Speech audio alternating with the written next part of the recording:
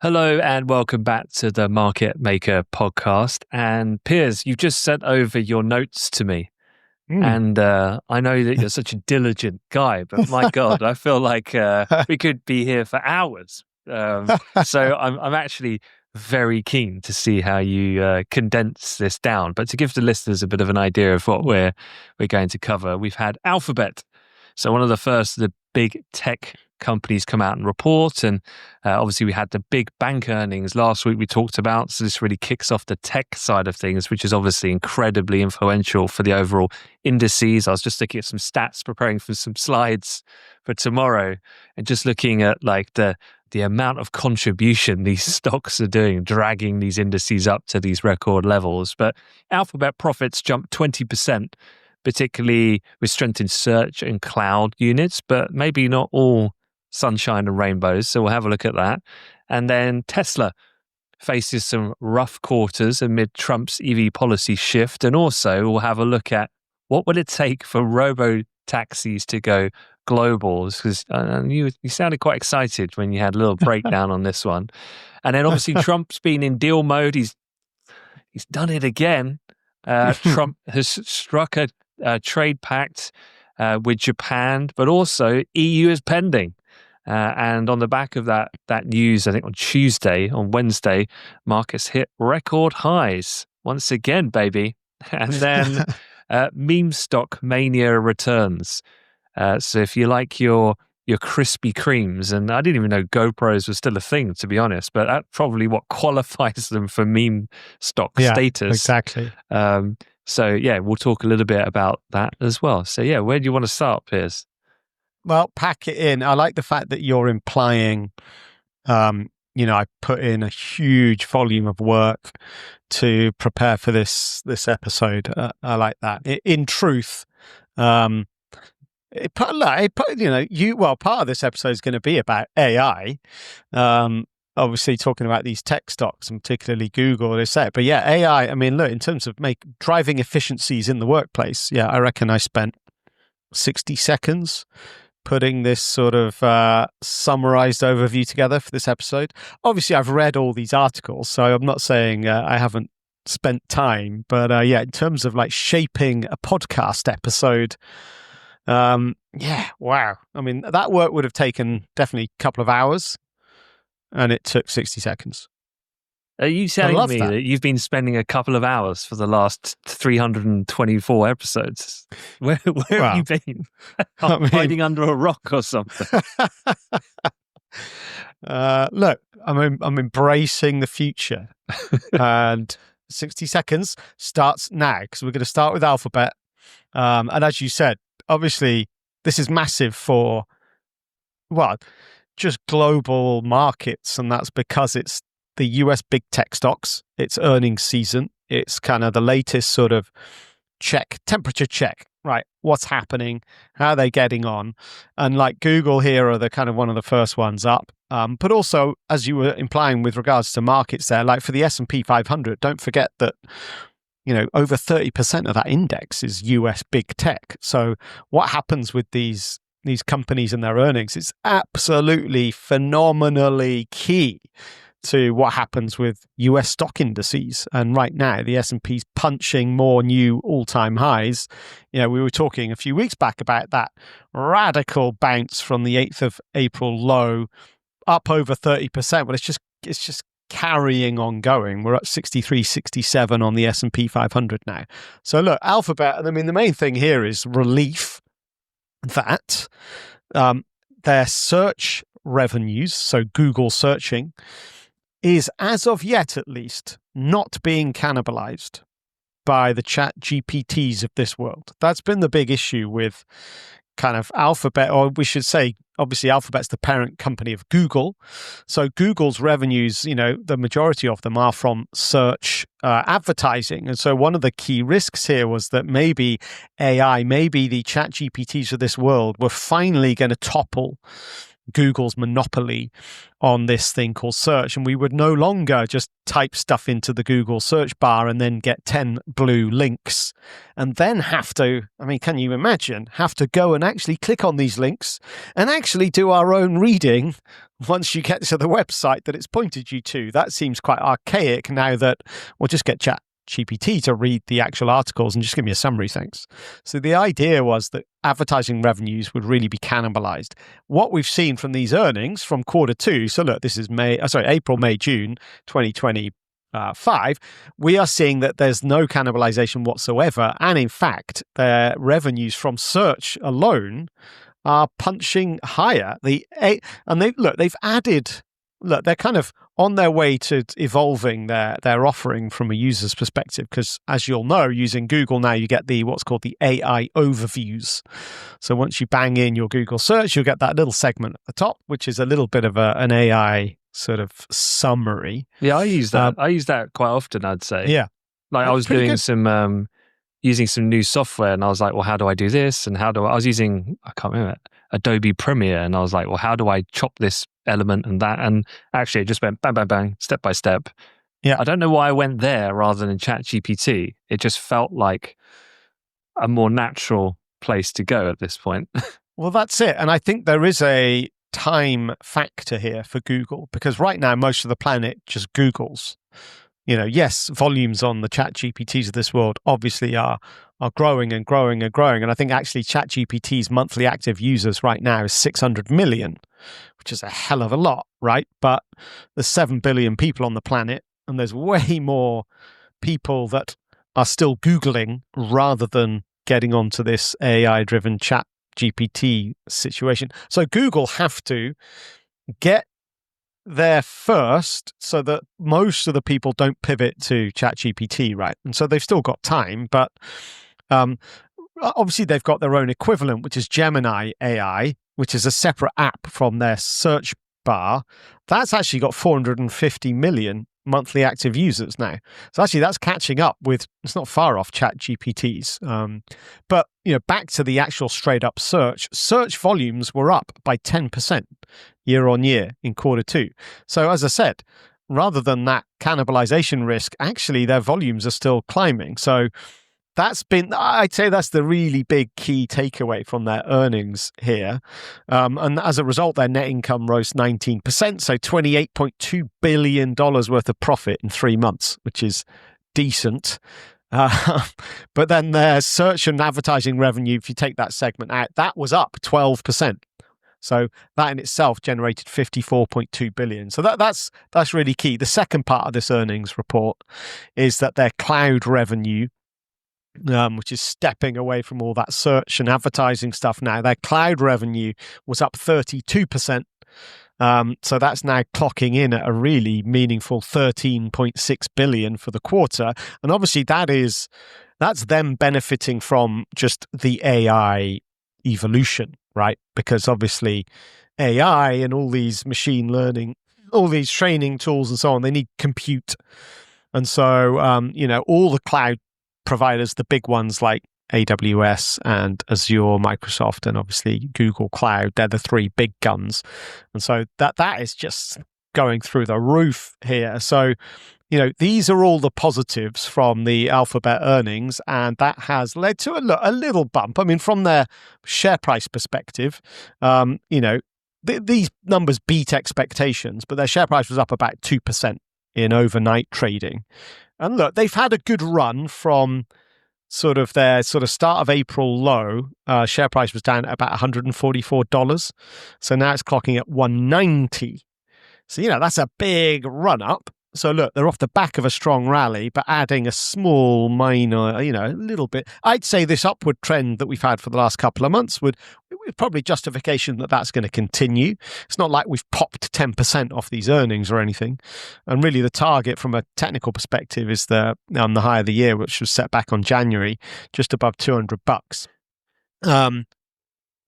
But there's always the but with Google, and the reason why it's been underperforming, not over the last few weeks or a couple of months, but prior to that, Google was underperforming, I should say Alphabet, was underperforming the other Mag 7s for a couple of kind of key reasons. So one was some news earlier this year, some antitrust issues, and there was risk that they're going to lose the default search status on Apple devices, so iPhone. So right now, Google I think they pay Apple $10 billion a year to be the default search browser on the iPhone.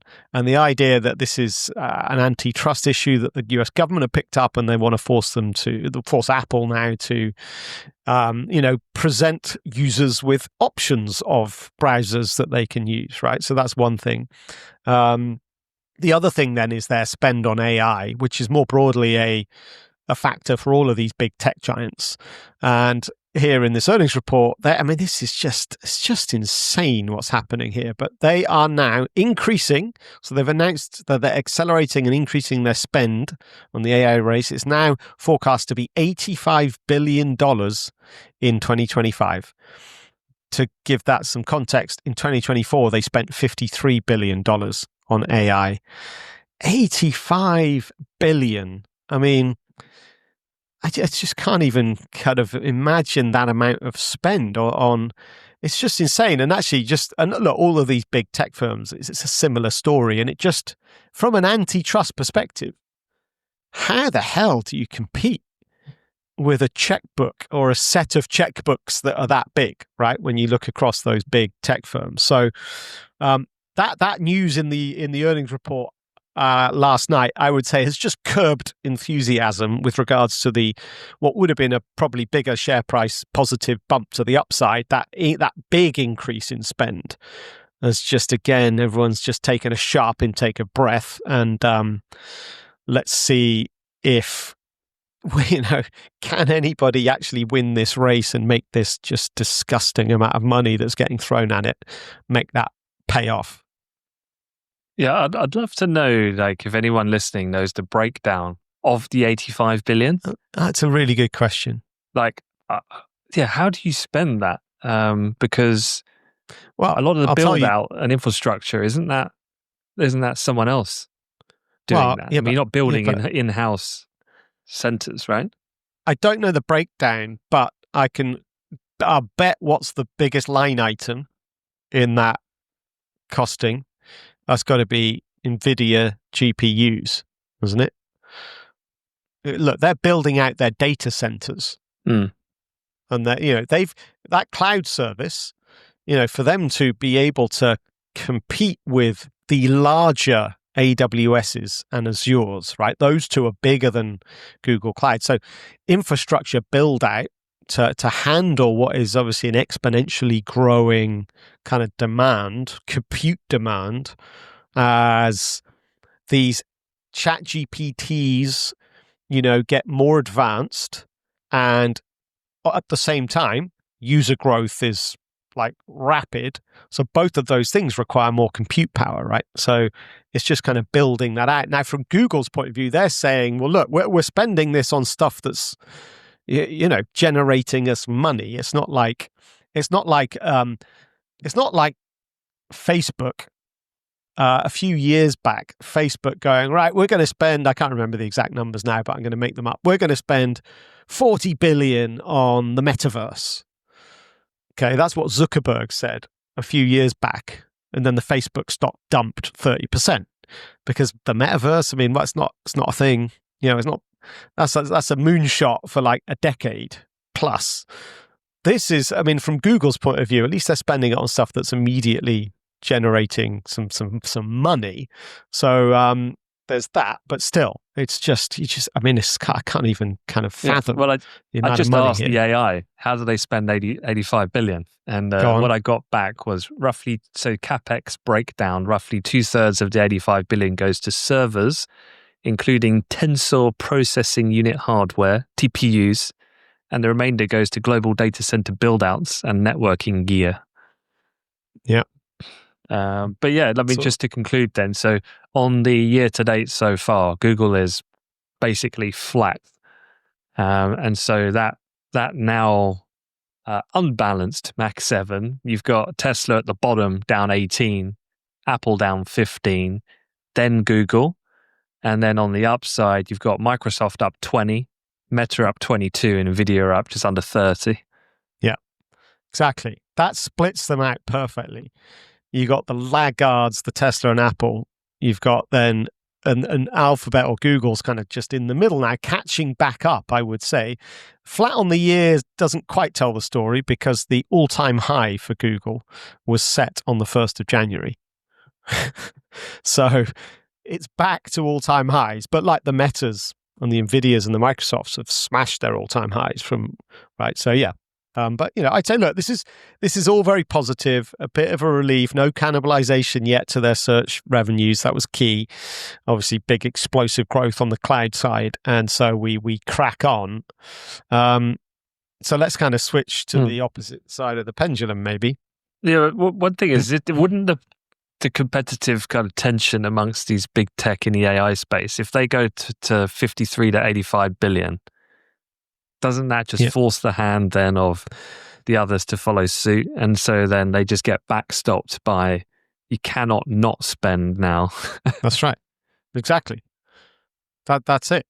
You're stuck. They're well beyond the sort of point of no return. There's so much that's been spent. They've just got to carry on. So it's just interesting to think about, well, who wins?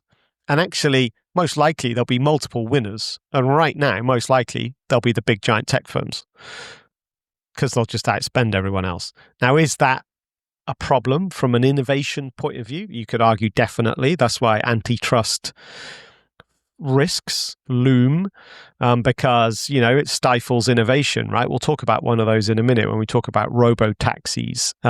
There's a startup that's trying to fight against these big boys. But yeah, it's a difficult race to join, and you've either got to have some kind of massive edge on the kind of technology side, or you've got to have a massive checkbook.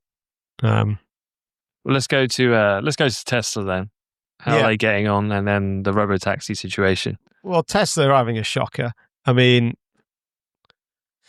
the numbers are quite alarming on the one hand, and if it wasn't for stuff that's further down the track that could possibly turn this around, then I think their share price would be in a whole different place, i.e. much lower.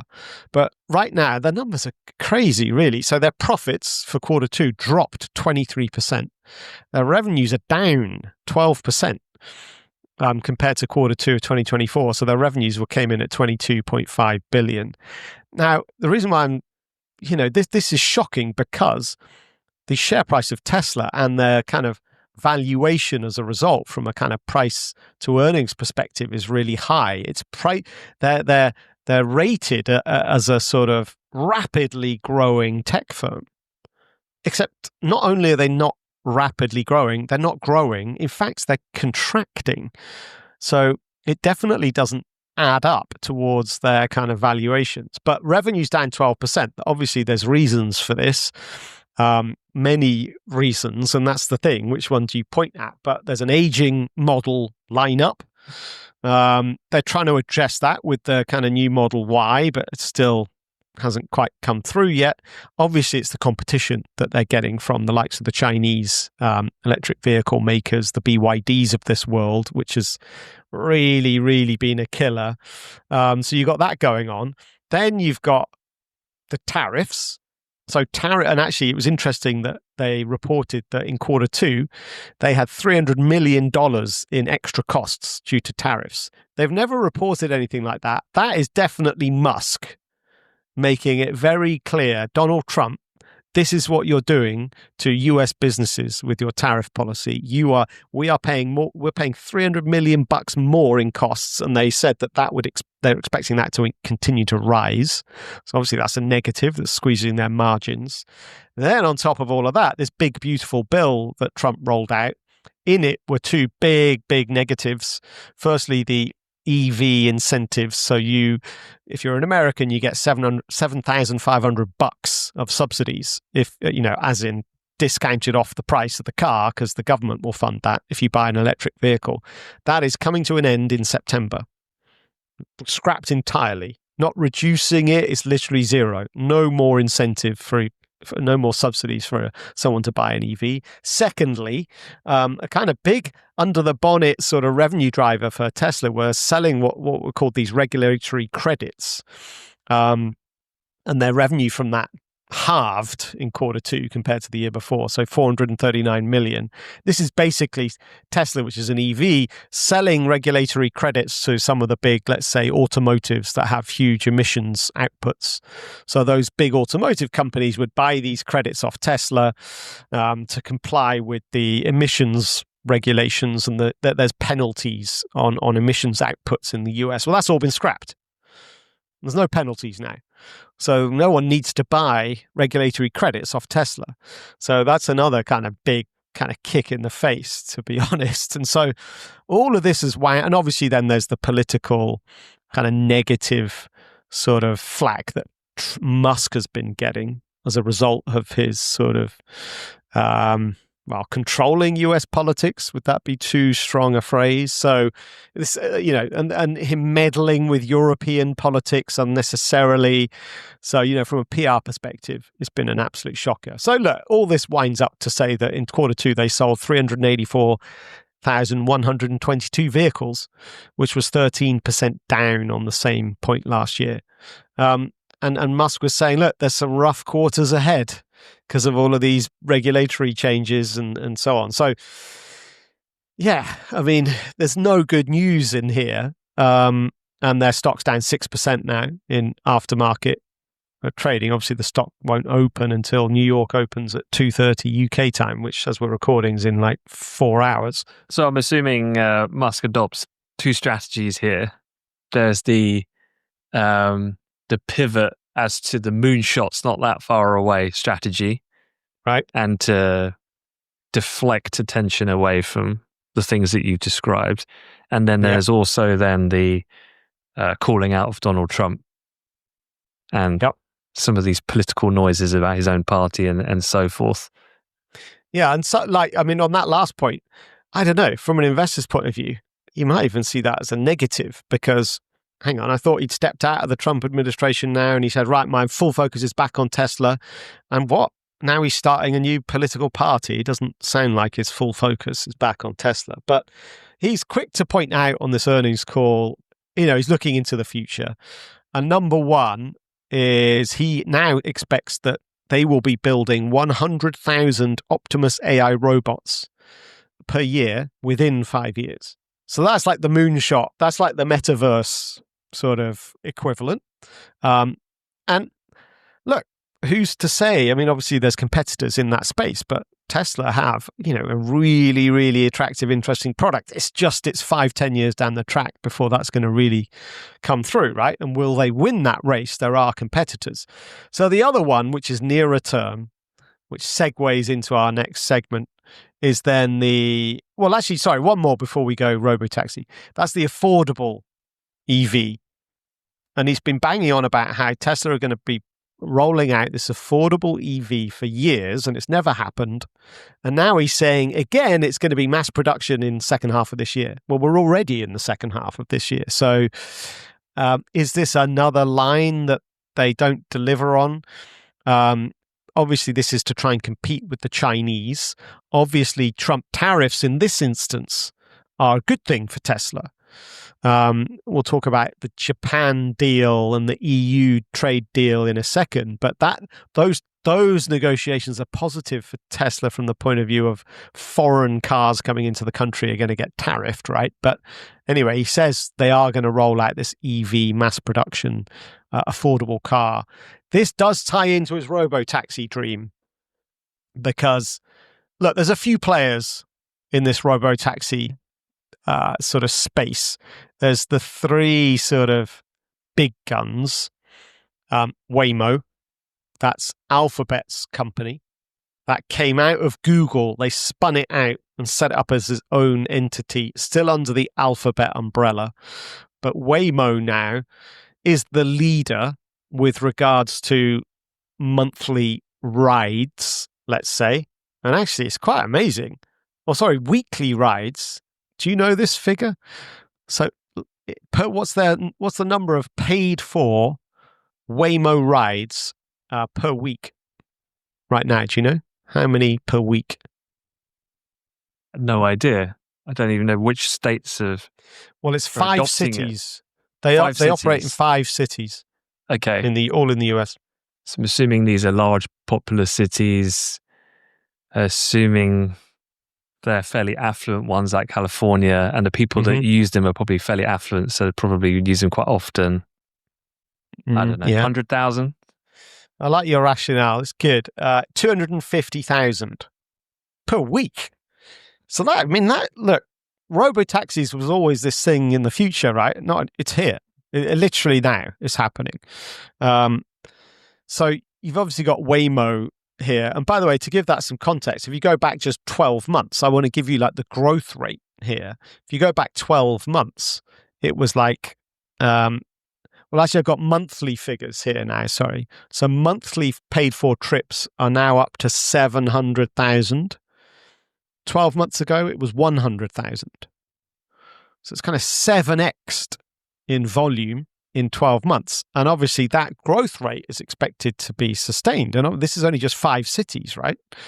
So obviously the size of this market, if you think about it, it was hard to kind of get your head around, and actually obviously hard to forecast. Right now in 2024, the size of the market was tiny, $1.9 billion. By 2030, it's expected to be somewhere between 40 billion to 100 billion.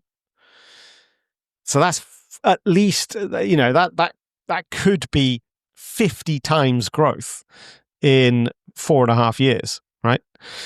By 2040, it's expected to be 1.2 trillion. Now, obviously, that's a long way in the future, and that estimate carries a lot of, where can I buy these Waymo shares? But this is my point, right? This is a massive, massive future market. And so who's going to win it? And again, perhaps not one single player, but, well, if you talk to Musk, then he'll tell you, because in his earnings call yesterday, he said, hang on, here's the quote, talking about robotaxis. Once it does start to move the financial needle in a significant way, i.e., revenues from robotaxiing, it will really go exponentially from here. And he predicted that Tesla will have a 99% market share. That's a lot of hot air. No one's going to have 99% market share. But look, if it's going to be 1.2 trillion, the size of the market in 15 years' time, then, even if, I don't know, even a big minority chunk of that, that's a lot of money. Remember, Tesla at the moment generate 100 billion revenue a year, right? Let's just say they had a quarter of that market in 2040, then, that's 300 billion. So, and that you would say that would be maybe a conservative estimate of the amount of market share they might have. And so look, Waymo are ahead at the moment in terms of weekly rides. Tesla, they started to roll out their kind of cyber cab in Texas earlier this year. The other player you might not be aware of, listeners, is Zoox. So Zoox.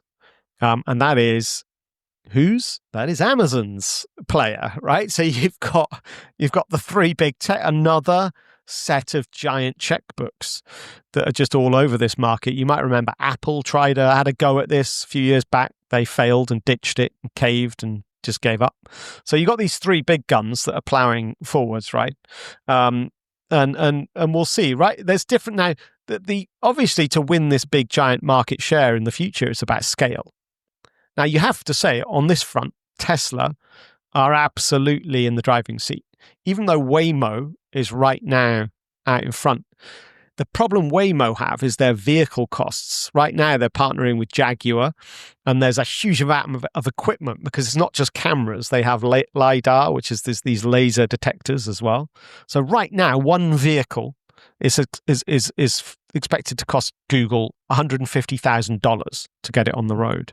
That's a lot of rides you need to kind of make that money back before then actually so they're definitely losing money, right? Now, one way that Google are going, so the point here is Google don't make their own cars. So they're having to partner with someone else. They're switching to Hyundai, And that's expected to bring that cost down. But still, the equipment is really expensive. If you look at Tesla, they reckon, because Tesla just use cameras only, it's a more advanced technology. It's still behind in terms of its level of autonomy. But if Tesla can get it up to what's called a level 4 fully self-drive, signed off by the regulator technology, then their system is, well, Musk says it costs about $400 for a set of cameras.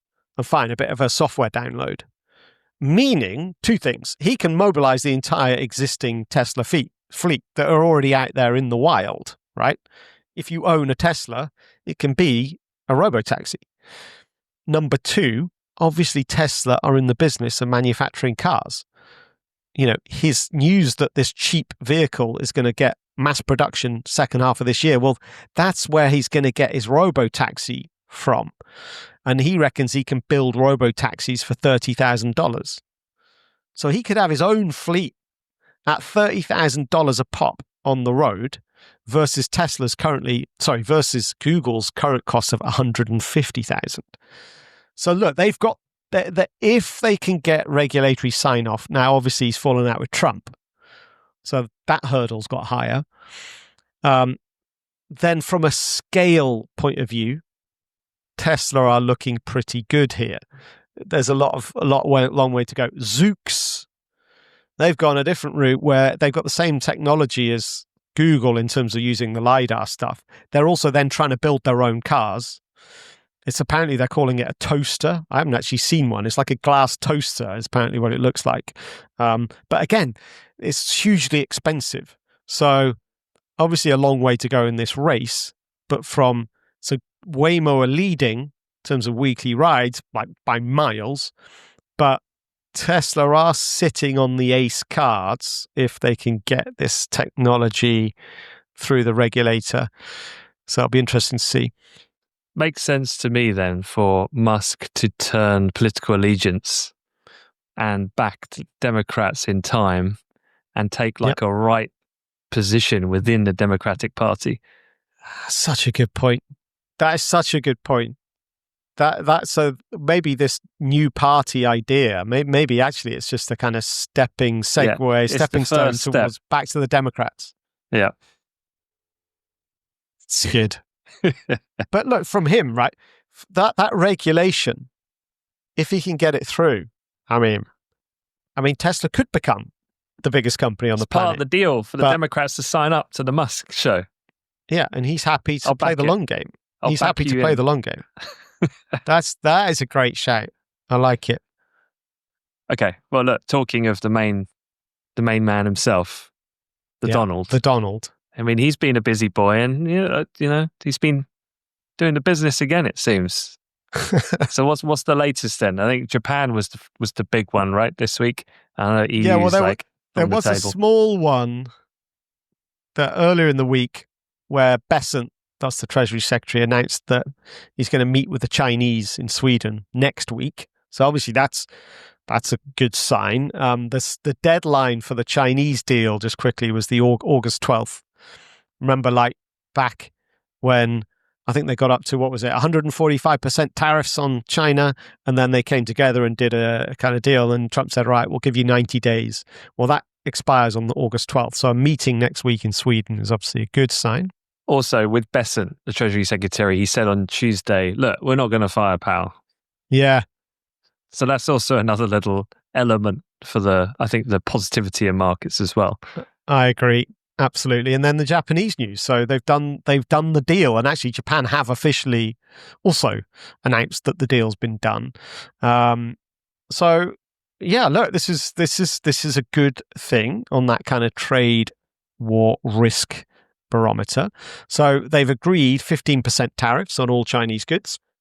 That's a drop from the 25% that Trump had threatened. Okay. They've also carved out a kind of deal on automotives. Auto tariffs, remember, the US have a global 25% tariff on autos, full stop. All autos coming in. They've carved out an exception for Japan, again at 15%. So instead of 25% on Japanese autos, and obviously the Toyotas of this world, etc., that's a really massive piece of that Japanese exporting industry. So they've cut that. So that's a really good thing. In return, Japan have committed to $550 billion investment fund for the US. Don't know what that means. But then questions remain on like defense obligations and what's going to happen with steel tariffs. But look, net, the Nikkei jumped 3.5% off the back of this news.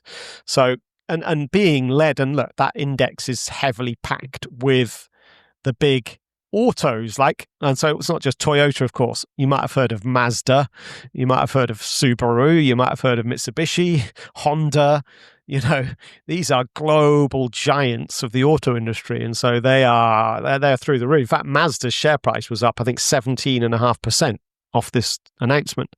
They were worried that they weren't expecting to get a concession on the auto tariff. They thought, that's it, we're just locked in on 25% with the rest of the planet. But no. And actually, there was a side story here, because the US are negotiating with the EU, and the EU are also got a big, giant automotive industry. So they're like, oh, hang on, we can perhaps have this carve out as well. So you had EU big giant automotive, Volkswagen, BMW, all the rest of them, that they obviously benefited from this story as well. But yeah, look, this is Japan. They're a big player. If you think about if you think about the trade war risk, and you think about the big giant economies, well, China are the second biggest economy. Obviously, the US are the biggest, right? China is second. Besant's going to meet them in Sweden next week. The Euro area looks like, so the EU are apparently on the cusp of a deal. We will see. Japan's in the bag. The UK's done. India, actually, where are we with India? Is that the one where they announced a deal, but then India didn't confirm it? I can't remember now. But that basically takes care of the top 10 biggest economies on the planet, right? So then actually, fine, you're then looking at individual countries rather than it being a global risk. It then really becomes more of an isolated risk to the individual countries that are on the other side of it, right? So yeah, look, Trump in deal mode, and that's been a real boost for markets generally. There is quite a complicated sort of secondary impact to this Japanese deal. There's quite a few steps to it, which could circle back and bite the US in the ass. And this is due to something called the carry trade. So basically, if you take the last 30 years, Japanese interest rates have been zero. And that's because they had basically a deflation crisis. They had a financial crisis in the 90s. Deflation trap ever since, interest rates at zero. So the carry trade for my entire career, which is a long time, has been borrow money in yen because the interest you pay on your yen loan is super low because their interest rates are zero. Borrow in yen, then take that yen, convert it to a different currency like the dollar, and buy US treasuries, which is at a higher yield. Okay, so you're borrowing in yen at a low rate, and then you're lending to a government, let's take the US government, at a higher rate, and there's your profit, right? There's a lot of money parked in that trade. Now the Japanese economy is actually, ironically, after COVID and the inflation crisis for the whole planet, it was actually a really good thing for Japan. It got them out of deflation, okay? Their economies had some challenges, but this is a positive thing for their economy. The thought is that inflation's going to stay. The thought is that the central bank are going to start to hike rates. Finally get them off that zero floor, right? But that is a problem for the carry trade. If Japan can hike this year, and we're now pricing in one hike, if they can, well then how many times do you think they might hike next year and the year after? And actually, does the differential between the US rates and Japanese rates, because remember, US rates are coming down, they're being cut, or at least they were, and they will be again next year when Trump's new kind of Fed chair comes in, right? So you've got US rates coming down and maybe Japanese rates coming up. So that differential's going to close, and that might mean an unwinding of the carry trade. The problem there is that that's a big part of the demand of US debt. It's the carry trade, borrow in yen, buy US bonds. But if you're going to unwind that, well, you're going to sell US bonds, right? And we got a debt problem in the US. So it could, through some complicated kind of set of circumstances, circle back and actually exacerbate the US debt risk. So that's just kind of one side caveat, but like park that. For now, this is obviously a positive thing. Japanese trade deal in the bag, and S&P, Nikkei, let's go. Yeah, and I think I saw some news about he's got some deals over with Columbia, the university, and things like that. So okay, it seems like everyone's falling into line, basically, and either paying up or doing at least half of what was requested. So it's just interesting strategy. Like you said, it's high risk, but seemingly yielding some results, but not without its secondary consequences, I guess, this point you're making. All right. Well, look, to wrap it up then, everyone loves a little bit of meme stock mania because we all think, oh, well, another opportunity where I can make a quick buck. So rather than eating my Krispy Kremes, you think I should be buying stock in Krispy Kremes and dusting off the GoPro. So yeah, so why has this become a thing again? Well, first of all, slight side note. Right, when stocks list on a stock exchange, they have a ticker, right? And it's 4 letters if you're on a US stock exchange. So you've got to pick 4 letters that and mostly it's kind of a shortened version of your company's name, right? So you've got to pick 4 letters. Obviously, it's got to be 4 letters that no one else has. I love Krispy Kreme's ticker code, which is DNUT, DNUT. Anyway, slight story there, but their DNUT ticker code is revving up on what's called WallStreetBets, which is the famous kind of Reddit channel. Back at what was it like in 2021, 4 years ago now? It was GameStop.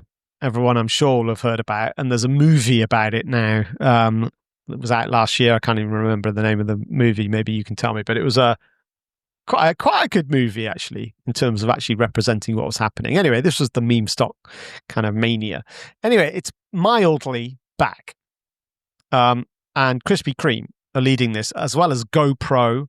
Another one is Open Door Technologies, and then Cole. Okay, these 4 have been kind of singled out as being significant upside, and actually Krispy Kreme's stock is up 100% in July.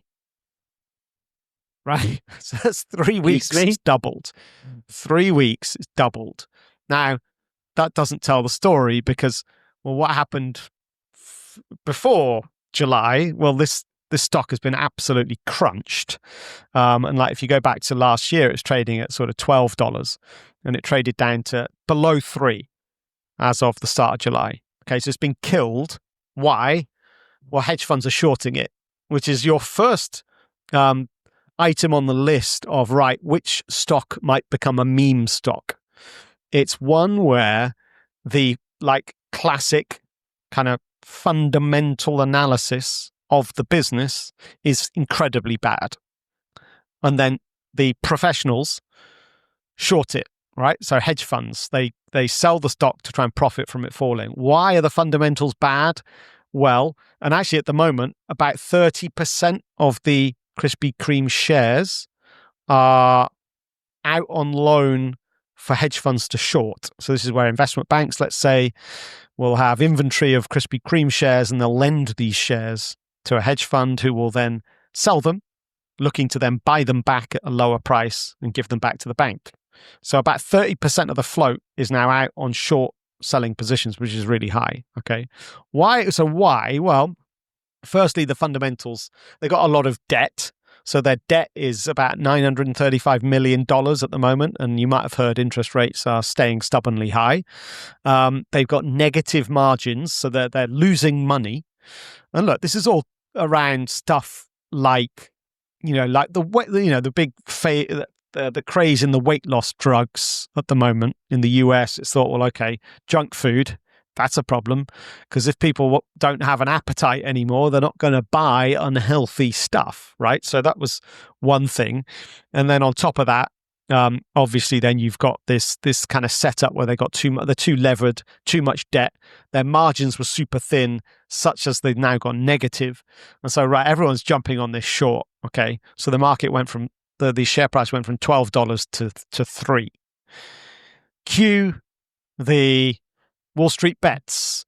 And this is where now you've got Main Street, you've got the retail army are kind of coming in and saying, like, screw you, hedge funds. Let's squeeze you out, right? So the retail traders are plowing into this stock, lifting it up 100% up. I mean, it's only at $4.30, by the way. But that is like 100% off the low from 3 weeks ago. But don't forget, it was at $12, like literally 4 months ago. So we're still nowhere near back to, it's not like GameStop, which went thousands of percent and to all-time highs. We're nowhere near that yet, in brackets, I don't know. But it's just quite an interesting story that you've got the retail army back on the battlefield looking to take on some of these big hedge funds. Yeah, I'm just wondering, like, well, why are they bored? Or there was stimmy checks at the time, which made a lot of sense, because there was like, here's a check, and you're like, okay, cool, I'll get a new widescreen TV and park a load of money that I never earned. I'm willing to risk it all and burn it all tomorrow. So yeah, I wonder what's changed this time to like galvanize the army. I don't know enough, and maybe there's people within the threads that could inform us of maybe something's happened unbeknown to us. Well, Bitcoin's had a good year. True, maybe cashing out. Maybe people are cashing out a bit on their Bitcoin and they've got some ammunition and looking to park it somewhere spicy. But yeah, that's why, I made that very specific point. It's at $4. Yeah, 100% up on the month, but still 70% down on the year. So the point here is, will this take off like a proper meme stock? I don't know. I'm not buying. Let's just put it that way. Oh no, you've just literally given the army all that they need. I'm not buying. Honest. Quickly get on the way. Okay. All right. Well, look, we will wrap the show up there for this week. So thanks as always for listening. Any questions or two, any views you want to share, things of that nature, please do just drop us a comment. Let us know. We'd love to hear. And we will see you same time next week. Take care. Catch you later.